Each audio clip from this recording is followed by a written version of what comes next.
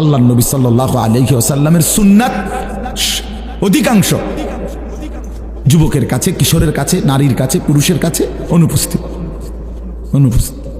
একটা দস্তরখান খুঁজে পাইতে কষ্ট হয়, কিন্তু টেবিল, ডাইনিং টেবিল সবখানে পাওয়া যায়।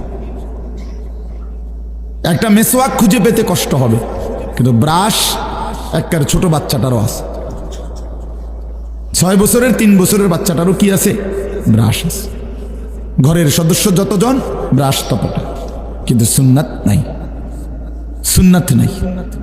শত শত লাখ লাখ ছেলে, তাদেরকে জিজ্ঞাসা করেন, বাবা প্রত্যেকেই তো কোনো না কোনো মডেলে চুল কাটাইছো, কিন্তু রাসূলুল্লাহ সাল্লাল্লাহু আলাইহি সাল্লামের মতো করে কখন বানাইল? জানেও না। দুশ্মনের কাছে পরাজিত। আমি তো প্রায় বলি, ছেলেরা তোমরা যাদের চুল ইহুদি, খ্রিস্টান, কাফের, মুশরিক, বেঈমান, তাদের মতো তোমরা পরাজিত, তোমরা হেরে গেছো, দুশ্মনের কাছে হেরে গেছো, কাফেরের কাছে পরাজিত। কারণ কাফেরের সামান্য চুলের কাছে হেরে গেলা, তো তুমি আর করবা কি? একটা প্যান্টের কাছে হেরে গেলা, একটা শার্টের কাছে হাইরা গেলা, তো তোমার এই দিয়ার হবে কি? ইসলামের জন্য আর কি হবে তোমার? এই জন্য ভাই, বাবা, আমি আপনি সবাই এটা ভাবা উচিত। আমাদের জিন্দেগি, আল্লাহ তাআলা কোরআনে বলছে, লাকাদ মান্নাল্লাহু আলাল মুমিনিনা ইয বাআসা ফীহিম রাসূলাম মিন আনফুসিহিম। আল্লাহ বলেন, ঈমানদারগণ, মুমিনদের উপরে আমি আল্লাহর সবচেয়ে বড় নিয়ামত, দয়া, অনুগ্রহ, যে আমি তাদের জন্য আমার রাসূলকে দিয়েছি। ভাত, মাছ, চাল, ডাল, স্ত্রী, সন্তান, ঘর, দালান, বিল্ডিং, টাকা পয়সা, এগুলো তো বান্দা আমি সবাইকে দিস। কাফের, বেঈমান, মুশরিক, হিন্দু, বৌদ্ধ, তাদেরকেও দিস। এগুলো তো আহামরি কিচ্ছু না, কিচ্ছু না।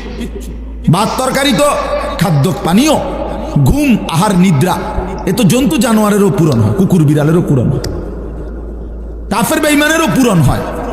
তো তোমরা মুমিন, তোমরা আমার ইমানদার বান্দা, আমি আল্লাহ তোমাদের জন্য জান্নাত বানাইছি, আর সেই জান্নাতে দেওয়ার জন্য, পুরি জান্নাতের পুরাটা বুঝাইয়া দেওয়ার জন্য আমার কলিজার টুকরা রাসূল তোমাদেরকে দিয়ে দিয়েছি।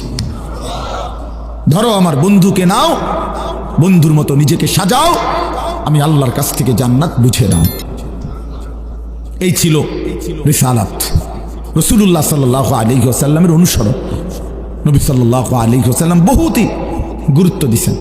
কত হাদিস বলছেন নবীজি, উম্মত আমাকে অনুসরণ করো, আমাকে অনুসরণ করো, আমাকে অনুসরণ, আমাকে অনুসরণ, এতবার কথাগুলো বললেন।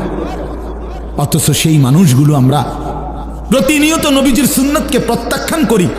এরপরে আমরা কোন লজ্জায় সেই নবীর কাছে সুপারিশের জন্য দাঁড়াবো? আল্লাহর নবী সাল্লাল্লাহু আলাইহি ওয়াসাল্লাম বলবেন, বেশরম, আরে বেহায়া, আমি এতবার বললাম, আমার কথা পাত্তা দিলি না? 30 বছর ধরে যেই মানুষটার মুখে দাড়ি নাই, এই লোকটা কিভাবে নবীজির সামনে দাঁড়াবে? কথা বলেন। 60 বছর বয়সেও যে বুড়া মিয়া বিড়ি খায়, এই দুর্গন্ধওয়ালা বিড়িখোর, সে কিভাবে দাঁড়াবে নবীজির সামনে? কিভাবে দাঁড়াবে?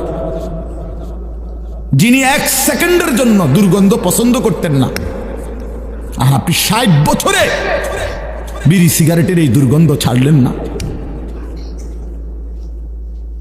এর চাইতে বেশরম মানুষ আর কি হইতে পারে বলেন? এই লোকটা কিভাবে দাঁড়াবে সুপারিশের জন্য?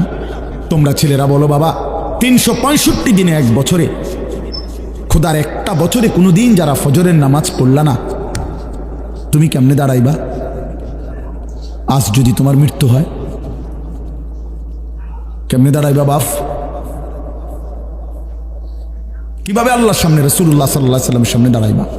নবী সাল্লাল্লাহু আলাইহি ওয়াসাল্লাম তো আমলনামা দেখবেন, উম্মতের আমলনামা দেখবেন।